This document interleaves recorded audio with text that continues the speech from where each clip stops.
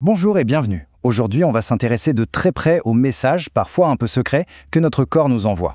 On va plonger ensemble dans le monde fascinant des analyses hormonales pour enfin comprendre ce qu'elles ont à nous dire. On connaît tous ça, n'est-ce pas? Cette fatigue qui s'incruste, même après une nuit qu'on pensait réparatrice. Ces kilos qui s'installent ou qui disparaissent sans qu'on comprenne pourquoi. Ou encore, cette humeur qui joue au yo-yo, passant de l'euphorie à l'irritabilité en un claquement de doigts. Eh bien, ce ne sont pas juste des mauvais jours. En fait, tout ça, ce sont des signaux, des sortes de messages d'alerte que notre organisme nous envoie pour nous dire que, attention, quelque chose est peut-être déséquilibré. Le but du jeu, c'est justement d'apprendre à parler ce langage pour reprendre les commandes. Alors, voici notre programme pour y voir plus clair. D'abord, on va apprendre à identifier les signaux d'alerte, ensuite on verra ce qu'est un bilan hormonal, pourquoi le moment où on le fait est absolument crucial, qui sont les hormones clés, et enfin on jettera un œil aux approches plus modernes. Allez, c'est parti! Ok, alors, rentrons dans le vif du sujet. Comment savoir si nos hormones nous jouent des tours? La toute première étape, la plus importante, c'est d'apprendre à reconnaître les signaux. Commençons par ce qui se passe dans la tête et dans le corps, l'énergie et l'humeur. Une fatigue écrasante qui ne part jamais? C'est un grand classique. C'est souvent lié à la thyroïde ou aux fameuses hormones du stress. Et de la même manière, si l'humeur fait les montagnes russes, avec des pics d'anxiété ou une démotivation totale qui sort de nulle part, le lien avec les hormones est très souvent direct. Passons maintenant aux signaux qu'on peut voir. Ce qui est fascinant, c'est que le corps nous montre physiquement le déséquilibre. Une prise de poids qui se localise surtout sur le ventre, de l'acné qui s'obstine à apparaître sur la mâchoire, ou encore une perte de chevaux anormale, ce sont des indices très concrets que quelque chose se trame à l'intérieur. Et enfin, il y a les signaux liés au métabolisme et au cycle féminin. Des règles qui n'en font qu'à leur tête, un syndrome prémenstruel particulièrement violent, des envies de sucre qu'on ne peut pas contrôler, ou cette sensation d'avoir toujours les mains et les pieds gelés, ce sont vraiment des signaux d'alerte typiques. Et cette citation, elle résume parfaitement le problème. Un déséquilibre hormonal, ça se règle rarement tout seul. Continuer comme si de rien n'était, c'est un peu comme ignorer le voyant d'huile sur sa voiture. On prend le risque que le problème s'aggrave. Le point crucial, c'est vraiment d'agir avant que la mécanique ne lâche pour de bon. D'accord. Alors comment on fait pour enquêter sur ces signaux? On passe à la deuxième partie pour découvrir l'outil d'investigation numéro 1, le bilan hormonal. Alors, un bilan hormonal, qu'est-ce que c'est au juste? Eh bien, c'est un examen, le plus souvent une simple prise de sang.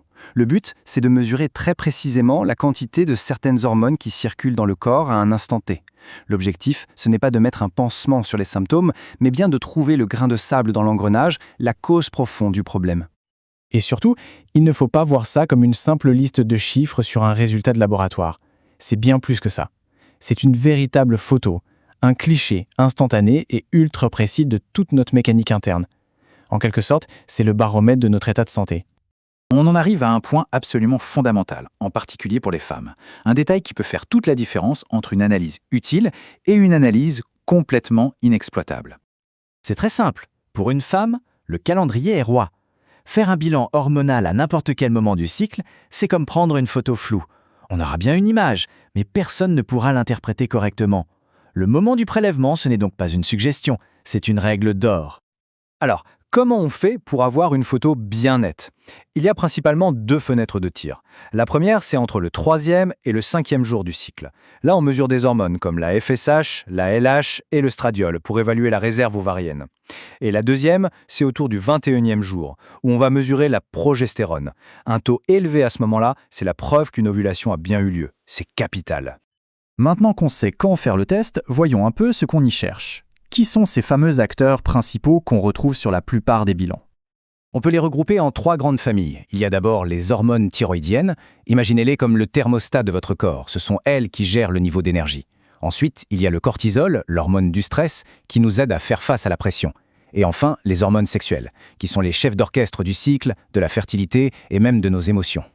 Et quand on regarde de plus près, on voit que c'est une véritable danse, parfaitement synchronisée. Tout commence avec la FSH, qui donne le coup d'envoi à la maturation des ovules. Ensuite, la LH entre en scène pour déclencher le moment clé, l'ovulation. Pendant ce temps, le stradiol prépare le terrain pour une possible grossesse. Et enfin, la progestérone arrive pour maintenir l'équilibre, autant dans l'utérus que dans l'humeur. Une harmonie parfaite. La prise de sang, ça reste la méthode de référence, c'est un fait. Mais attention, la science ne s'arrête jamais. On va maintenant découvrir des approches plus récentes qui nous offrent une perspective un peu différente. Alors, quelle est la différence? En gros, le test sanguin, c'est la photo en haute définition à un instant T. C'est super précis, parfait pour la thyroïde. Les tests salivaires ou urinaires, eux, c'est plutôt comme une vidéo. Ils nous montrent l'évolution des hormones sur 24 heures. C'est génial pour une hormone comme le cortisol par exemple, qui monte et qui descend tout au long de la journée. Et l'avenir, il est déjà là. On s'oriente de plus en plus vers un suivi en continu, sans avoir à faire de piqûres. Des chercheurs ont mis au point des capteurs portables qui peuvent suivre l'œstradiol dans la sueur, en temps réel. Imaginez un peu la révolution. Suivre son cycle de manière ultra précise, juste avec un petit capteur sur la peau.